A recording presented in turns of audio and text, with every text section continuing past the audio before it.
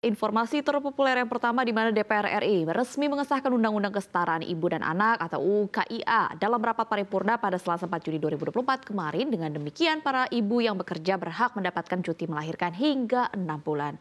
Menanggapi hal ini, Ketua Umum Asosiasi Pengusaha Indonesia atau Apindo Sinta Wijaya Kamdani mengatakan pihaknya mendukung upaya pemerintah dalam mengutamakan kebijakan yang perspektif pada gender, khususnya dalam menjamin kesejahteraan ibu dan juga anak. Sinta menjelaskan kepada CNBC Indonesia bahwa Apindo pada dasarnya mendukung karena ini juga sejalan dengan program Apindo dalam berpartisipasi menurunkan prevalensi stunting.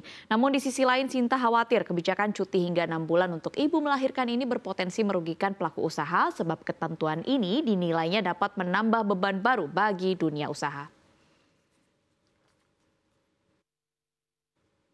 Pemirsa, informasi terpopuler selanjutnya masih seputar ketenagakerjaan di mana pemutusan hubungan kerja atau PHK hingga gulung tikarnya sejumlah pabrik terjadi di tengah kondisi perekonomian Indonesia yang pemerintah klaim cukup baik, yaitu di kuartal 1 2024 tumbuh 5,11%. Konfederasi Serikat Pekerja Nusantara atau KSPN mencatat sebanyak 10.800 orang pekerja pabrik tekstil di dalam negeri telah menjadi korban pemutusan hubungan kerja yang terus terjadi sejak Januari hingga Mei 2024. Ribuan pekerja terkena PHK karena pabrik tempat mereka bekerja memutuskan untuk menutup operasionalnya karena tak sanggup bertahan dan secara bertahap telah melakukan pemangkasan tenaga kerja sejak setahun sebelumnya.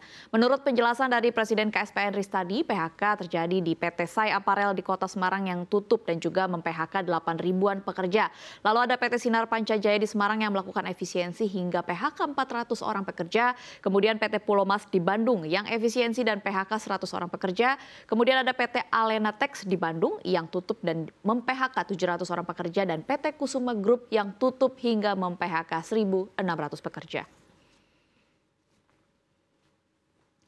Informasi selanjutnya adalah masih dari domestik di mana sejumlah media asing menyoroti Ibu Kota Baru Nusantara atau IKN. Ini terkait dengan mundurnya kepala dan juga wakil kepala IKN di tengah peresmian yang semakin dekat pada Agustus nanti.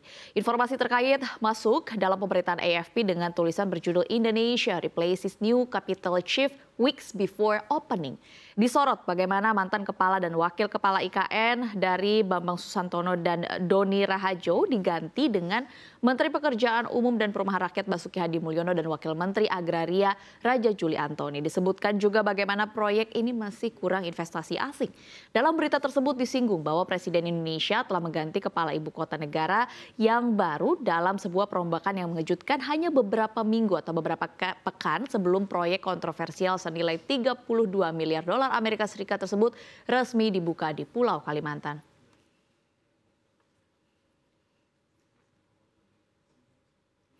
Informasi terpopuler yang terakhir adalah soal kecepatan internet Starlink yang disebut tidak akan secepat yang dihasilkan oleh fiber optik, namun ada kecurigaan bahwa kecepatan internet di Indonesia sengaja dibuat lambat. Hal ini diungkapkan oleh Deputi Bidang Koordinasi Investasi dan Pertambangan Kemenko Marves Septian Haryoseto, di mana jawaban tersebut diutarakan saat menjawab pertanyaan terkait dengan persaingan antara penyedia internet lokal dengan Starlink. Disebutkan bahwa Starlink tidak akan bisa berkompetisi dengan operator seluler, mengingat harga layanannya yang sangat mahal dibandingkan dengan berlangganan internet melalui provider seluler. Saat ditanya terkait dengan kecurigaan ini, Ketua Umum Asosiasi Penyelenggara Jasa Internet Indonesia atau APJII Muhammad Arif membantah adanya hal tersebut. Menurut Arif, layanan yang diterima sesuai dengan yang dibayarkan pengguna. Para penyelenggara jasa internet dipastikan tak akan melakukan praktik tersebut.